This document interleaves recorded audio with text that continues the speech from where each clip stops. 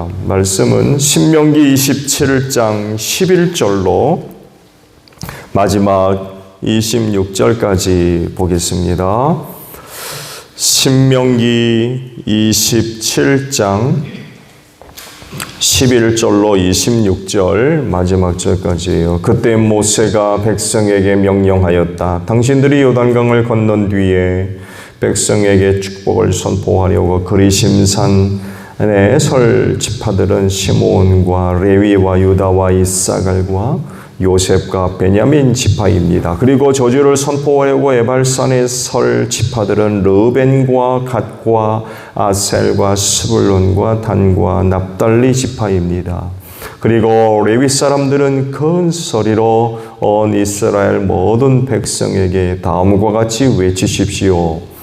대장장이를 시켜서 주님께서 역겨워하시는 우상을 새기거나 부어 만들어서 그것을 은밀한 곳에 숨겨놓는 자는 저주를 받는다 하면 모든 백성은 아멘하고 응답하십시오.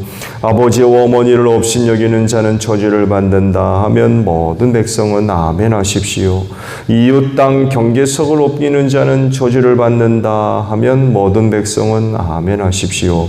눈이 먼 사람에게 길을 잘못 인도하는 자는 저주를 받는다 하면 모든 백성은 아멘하십시오.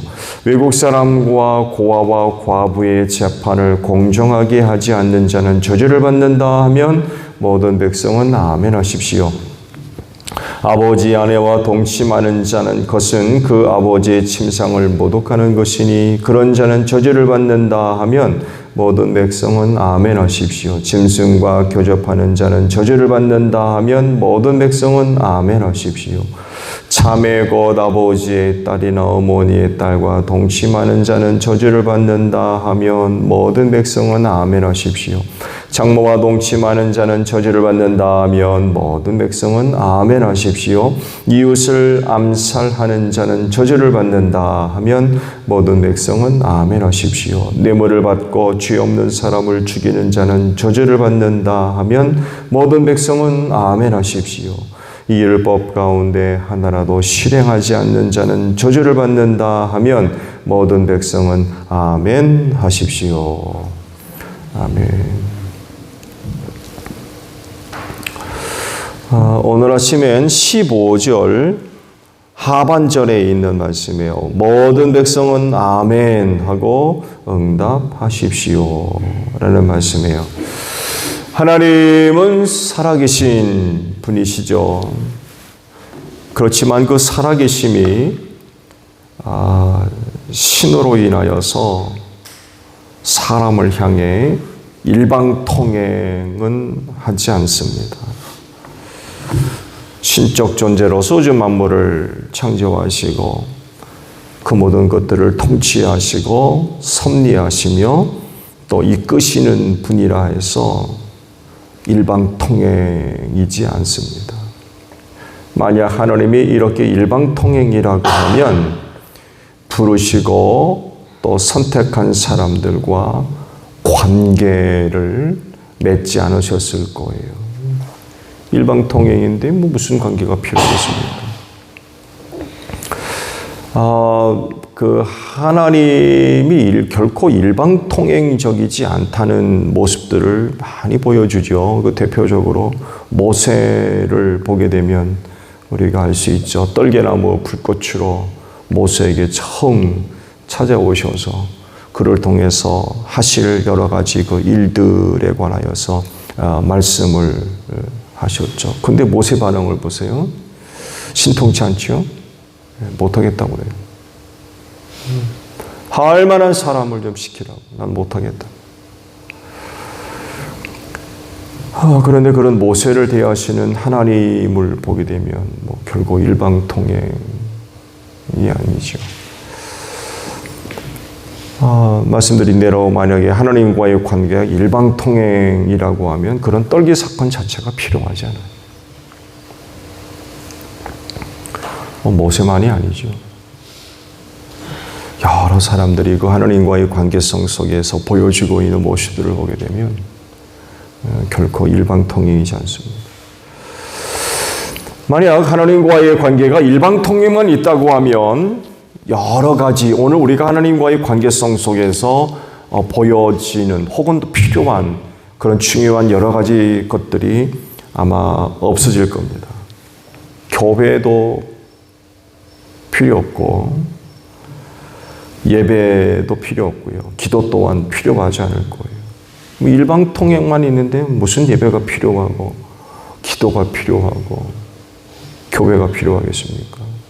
근데 이런 관계가 아니기 때문에 교회가 있고 또 예배가 있고 기도가 있는 거죠.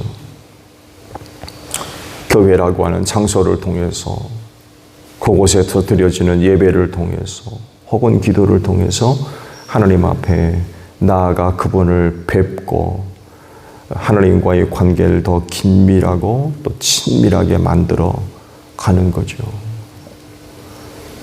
말씀드린 대로 하나님과의 관계가 일방통행이라고 하면 이런 것들 필요하지 않습니다. 더욱이 하나님은 당신이 만드신 사람들과 교제하기를 원하시죠. 그래서 에덴 동산에 사람을 두셨는데 그곳에 사람만 두신 것이 아니라 그곳으로 찾아오셔서 거니셨다고 그래요. 성경을 보게 되면. 그리고 이렇게 찾아오신 하나님을 그곳에 살았던 두 사람이 알 수 있었어요. 범죄하고 난 이후 하나님이 오셔서 에덴 동산 거니시는 소리를 들으시고는 나무 그늘로 숨었다고 그러거든요. 그런데 늘 하나님께서 에덴 동산에 찾아오셔서 거니셨어요. 이걸 인간들이 알 수 있었던 거죠. 더 놀라운 건 성육신입니다. 하나님께서 사람과의 관계를 원치 않으시는 분이라고 하면 성육신 하시는 일은 결코 없었을 겁니다. 그런데 하나님께서 사람의 몸을 입으시고 이 세상에 나타나셨다라고 하는 것은 그만큼 사람들과의 관계를 없이 원하셨다는 것을 단적으로 보여주는 그런 그 사건이라고 할 수 있죠. 그렇다고 하면 이런 하나님께 보여드릴 수 있는 모습이 있다면 어떤 모습을 그런 하나님께 우리가 보여드려야 될 것이냐라고 할 때 여러 가지 것들이 얘기될 수 있죠. 여러 가지 상황에 대해서 이야기할 수 있는 부분들이 다양하게 많이 있습니다. 그 중에서 오늘 주신 말씀에서 한 가지를 찾는다고 하면 아멘입니다. 하나님과의 관계성 속에서 우리가 그분 하나님께 우리가 그렇게 관계를 맺기를 원하시는 하나님 아버지 앞에 우리가 보여드려야 할 모습, 그건 바로 아멘이라고 하는 것입니다. 왜냐하면 그분과 나의 관계 때문에 그래요.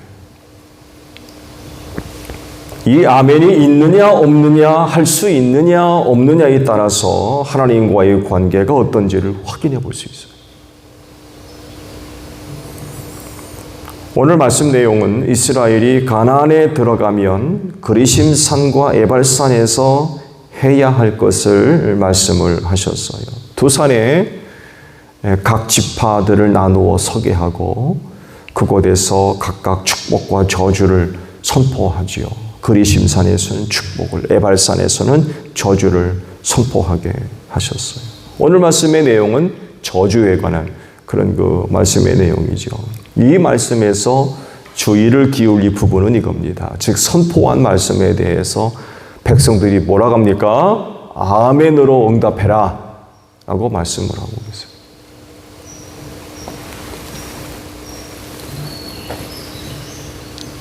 에발산에서 선포된 저주가 그대로 될 것이라고 하는 신앙 고백이에요. 오늘 말씀 보셨죠? 구절구절마다 저주가 선포돼요. 그때마다 백성들로 하여금 아멘으로 응답해라 라고 하시거든요. 이 말씀대로 레위 사람들로 하여금 저주의 내용이 선포될 때에 그리심산과 에발산에 나누어 있던 각 지파 사람들이 아멘 했을 겁니다. 또 말씀을 드리겠습니다만 해도 여하간 아멘 하라고 하시니까 아멘 했을 거예요. 그러니까 그대로 될 것이라는 신앙 고백이죠. 저조한 내용대로 될 거다. 근데 어떻게 생각하세요? 이런 아멘 쉽습니까? 제가 보니까 오늘도 말씀 볼 때 아멘들 별로 안 하시더라고요.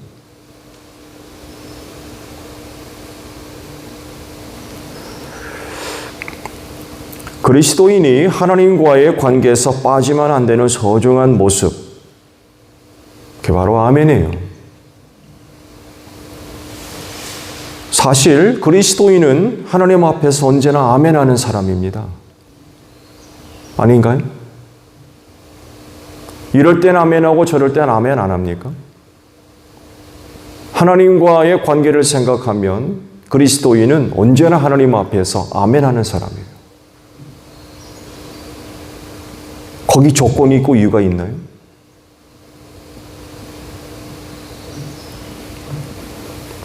하나님을 섬기기 때문에 아멘합니다. 더 나아가서 하나님을 사랑하기 때문에 아멘하고요. 한 걸음 더 나아가서 하나님을 신뢰하기 때문에 아멘합니다. 더 나아가서 그리스도인이 하나님 앞에서 아멘하는 이유는 그분이 아버지가 되시고 그리스도인은 그분의 자녀이기 때문에 언제나 아멘합니다. 여러분, 하나님을 섬기는 사람이 아멘하지 않을 수 있어요? 아멘하지 않는다면 그는 진정 하나님을 섬기는 사람이라고 할 수 있습니까?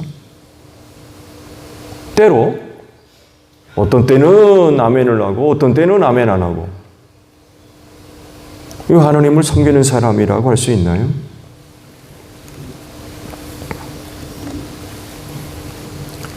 하나님 자신이 언제나 아멘이십니다. 왜냐하면 전능하신 분이기 때문에 그래요. 말씀하시고 계획하시고 뜻하신 일은 반드시 이루시는 신실하신 분입니다. 그래서 이런 하나님을 섬기는 사람이고 또 그분을 사랑하는 자녀들이라고 하면 언제나 아멘 할 수밖에 없어요. 그분이 아멘인데요. 근데 그런 하나님을 섬기면서 아멘하지 않거나 조건에 따라서 아멘한다거나 이런다면 하나님과의 관계가 정상적일 수가 없겠죠. 오늘 주신 말씀의 내용들을 보게 되면 긍정적인 내용 하나도 없습니다. 처음부터 마지막까지 전부 부정적이에요. 모두 저주에 대한 내용들이죠. 명령하신 것, 말씀하신 것 지키지 않을 때 저주받을 거라는 거예요. 이 말씀을 듣는 이스라엘 백성들은 어땠을까요? 어떠했을 거라고 생각하십니까?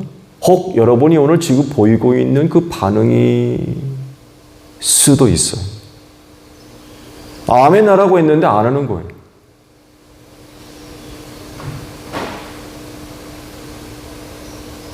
다양한 반응들이 있었을 것이라고 생각이 들어요. 어떤 이는 이 저주의 말씀이 선포될 때에 하나님께서 아멘이라고 응답하라고 하셨으니까 아마 큰 목소리로 아멘 하고 응답한 사람도 있었을 겁니다. 어떤 이는 모기만한 목소리로 다 기어가는 소리로 아마 아멘 할 수도 있는 사람이 있었을 테고요. 어떤 사람은 입술만 벌리고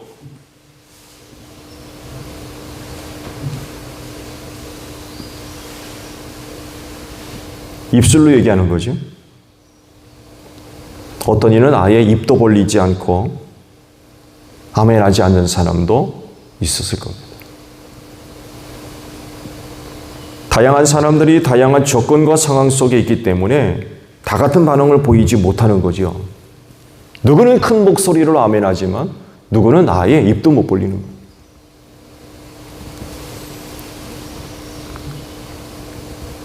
저주가 선포되었을 때에 아멘으로 응답하라고 하셨는데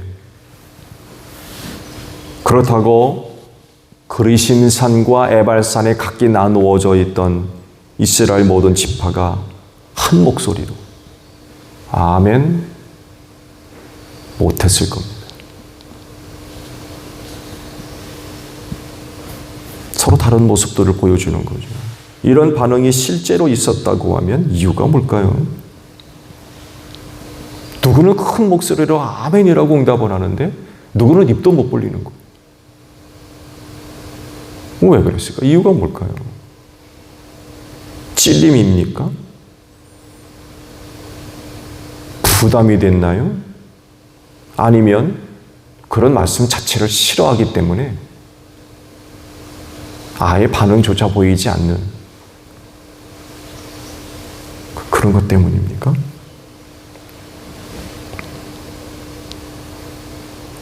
여러분에게 오늘 말씀은 어떻습니까? 아멘입니까?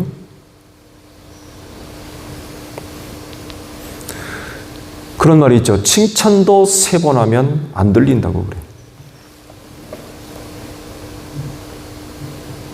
근데 오늘 말씀은 칭찬이 아니라 처음부터 마지막까지 저주입니다.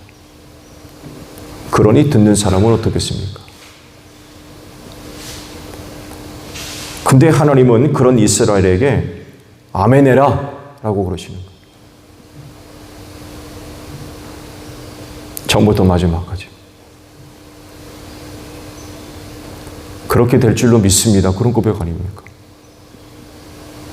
듣기 좋든 싫든 하나님의 말씀이 그렇게 선포됐을 때 너희는 아멘이라고 응답해라 라고 하시는 거예요. 이유는 간단합니다. 하나님의 소유된 백성이기 때문에 그래요. 하나님을 섬겨야 되는 백성들. 하나님의 뜻을 이루어 가야 할 백성들. 곧 그 나라 자체가 하나님이 누구며 어떤 분인가를 드러내고 나타내야 할 사명을 갖고 있는 백성들이에요. 그래서 그들은 무슨 내용이 됐든지 간에 하나님 앞에선 언제나 아멘 해야만 하는 백성들이라는 거죠. 그대로 될 줄로 믿습니다. 어떤 때는 아멘하고 어떤 때는 아멘 안 합니까?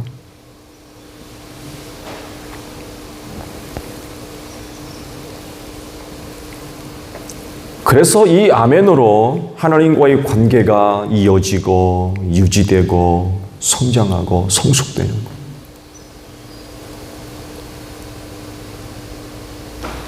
아멘 하지 않으면 그 하나님과의 관계가 정상적이 될 수가 있어요.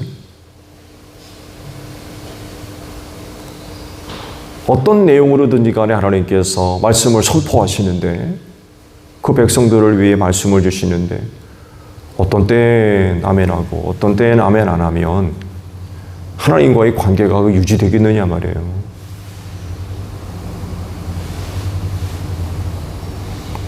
아멘, 여러분 쉬운 말 아닙니다.